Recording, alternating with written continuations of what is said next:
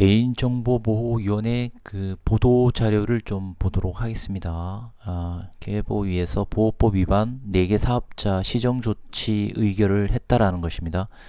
아파트 지하 주차장에 주차된 차량의 연락처를 무단 수집해서 이런 위반 사항이 돼서 과태료 조치를 했다는 내용입니다. 좀 살펴보도록 하겠습니다. 개인정보 법규를 위반한 DM팩토리, 주식회사 챔프스터디, 영진직업전문학교, AM 플러스 PAF V 강남 주식회사 등 4개 사업자에 대한 시정조치가 내려졌습니다. 개인정보보호위원회는 24일 제3회 전체회의를 개최하고 DM팩토리 등 4개 사업자에게 총 1,700만원의 과태료를 부과했습니다. 이번 조사는 공익신고와 타 기관의 통보, 이첩으로 시작됐으며 여기에 보니까 공익신고를 또 누가 한 것 같아요. 공익신고, 그 다음에 타 기관의 통보 또는 이첩, 그러니까 다른 곳으로 신고가 됐거나 통보가 돼서 이제 실제 개보위 쪽으로 와서 이렇게 시작됐으며, 조사 결과 사업자들이 정부 주체의 동의를 받지 않고 개인정보를 수집하거나 개인정보 보유 기간이 지났음에도 이를 파기하지 않고 계속 사용한 행위, 개인정보 처리 업무를 위탁하면서도 제대로 알리지 않은 행위 등이 확인되었습니다. 이제 하나씩 또 세부적으로 있습니다. DM팩토리는 출장 세차, 광택 서비스를 제공하는 개인 사업자로서 아파트 지하 주차장에 주차되어 있는 차량에 부착돼 있는 연락처 총 2747건을 무단으로 수집하여 출장 세차 광고 문자 발송에 이용하여 500만원의 과태료가 부과됐습니다.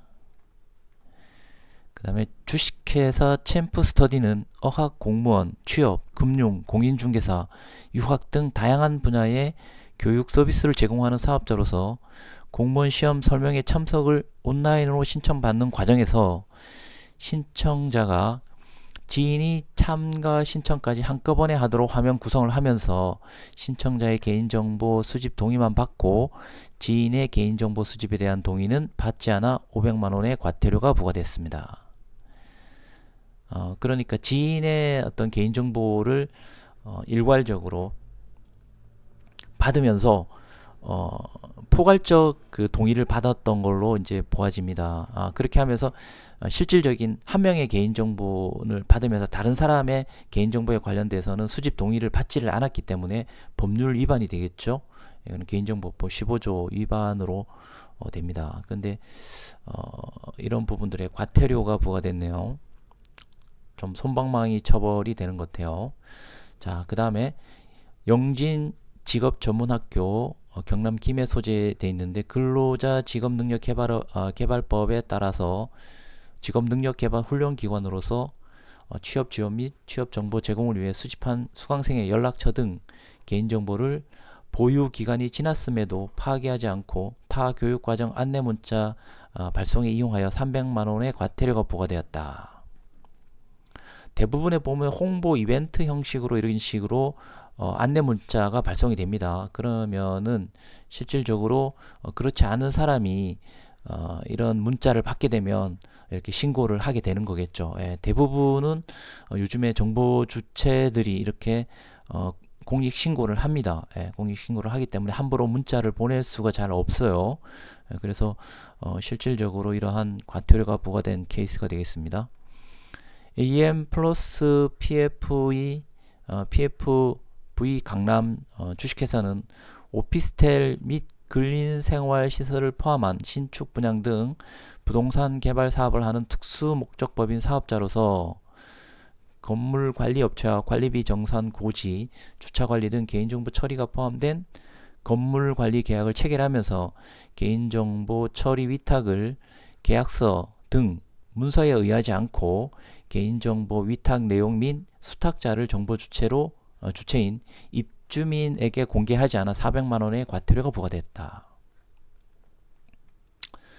이거는 그 개인정보 처리 위탁 계약서의 문서로 되지 않는 이런 부분들의 위반 사항으로 보여집니다. 개인정보법 26조에 보면 처리 위탁, 위스탁 관계할 때 반드시 문서에 의해서 하도록 이렇게 돼 있죠. 예. 뭐 시행령에도 그렇게 나와 있고요. 그래서 7가지의 표준 위탁 계약서를 포함하는 그런 업무 위탁이 되지 않으면 이 부분에 대해서 과태료가 이렇게 부과됐습니다. 그래서 개보위에서 어떤 코멘트를 좀 하셨는데요. 예, 앞으로도 개보위는 사업자 등 개인정보 침해에 대한 지속적인 조사와 개인정보 보호 제도 안내 등을 통해 국민의 소중한 개인정보 안전하게 보호하도록 노력하겠다라고 밝힌 기사가 되겠습니다. 좀 정리를 해보면요. 일단 이런 사업자들에 대해서 공익신고가 제보됐습니다. 공익신고. 그리고 타 기관으로 통보 이첩돼서 시작이 됐다. 이러면 아마 침해 사고가 생기면 타 기관으로 또 이렇게 신고되어 있는 부분들도 있고 또 이첩되는 경우, 그리고 침해 사고 신고를 해서 118로 공익신고가 들어가는 경우들도 있습니다. 그래서 이런 식으로 민원이 들어가게 되면 조사가 돼서 그 결과가 나와야 되기 때문에 이렇게 과태료 부과되어 있는 내용들이 오늘 보도 자료에 이렇게 나왔습니다.